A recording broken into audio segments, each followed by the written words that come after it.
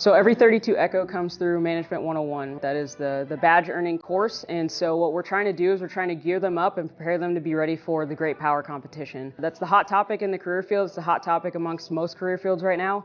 So what we're doing is we're specifically revamped the course to get after the Secretary of the Air Force's operational imperatives that directly deal with that Great Power competition. Specifically, Operational Imperative 5, Resilient Basing, and Operational Imperative 7, which is Preparing to Deploy and Fight.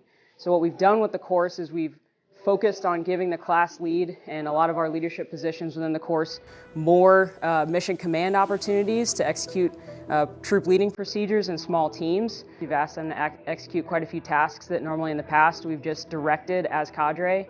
From there, trying to get directly after OI5, the resilient basing, we've completely revamped our air-based planning exercise, our capstone project, to kind of align with those efforts in the Pacific. And then specifically to get after that operational imperative, we have revamped OFE. So we revamped Management 101 to really focus on the threats that we face today. And we do this through task boards, fragos, and op boards that give tasks to our engineer teams and our flights to complete tasks in and out of the classroom. In the classroom, they're doing radio procedures, they're doing mop gear checks, they're doing new lessons such as camouflage, concealment, and deception. And then outside the classroom, like here at Officer Field Education, they're leading small teams throughout the week. We've been asked to accomplish many different tasks that we've had here during our time at 101, whether it be a bag drag or it be a recall roster or preparing to get out the door for OFE, as well as all the different practicums that we've been tasked to do that establish who's going to lead and have that opportunity to learn as leaders and grow as officers at 101. So one big change we made to get after the operational imperatives was to our 101 capstone project, CAPE. That's our contingency air-based planning exercise. And that's where our engineers are creating an entire bed-down plan from scratch. So looking at anything from site development to site layout to power distribution and water distribution. And anybody who's been through 101 already will remember their CAPE project. But this is the first time in about 20 years that we're shifting our focus from the Middle East and looking at the Pacific now. And so dealing with a new threat, new regulations, new constraints, at a whole new location. And so what we're seeing from the students right now is great. A lot of new ideas emerging, a lot of creativity, which is exactly what you want to see as an instructor. And we're hoping to present those ideas to PACAF to hopefully help them in the future. We're enabling students to lead while at OFE by organizing them in engineer teams. While at Right Path, they practice, plan, and prepare together for the deployment here to the Silver Flag training site.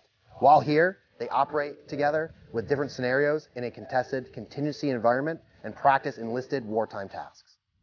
I've been tasked with the opportunity to lead an engineering team and to prepare them for a contingency effort. We've been doing different skill-related tests to help prepare for that, and the cadre has definitely put us in good position. So I've been making sure that everyone gets the information that is needed and that we're able to put together the projects, whether it's preparing airfields for repair or developing bed downs for the actual encampment. These are the opportunities that I've been given as an engineering team lead to push everyone forward. OFE has been structured in the past where students from multiple MAJCOMs have come to receive training from Silver Flag cadre where they have to perform those on their exercise day without cadre assistance so that they can receive the 30 level badge on their graduation day. Now the officers come down to Tyndall Air Force Base at the Silver Flag exercise site to conduct an 8-day field exercise. They hit the ground running on day 1, constructing a camp that they're going to sleep in for the remainder of the exercise. The exercise continues through, consisting of phases of agile combat employment, giving these officers the skills and abilities to go forward and employ ACE concepts.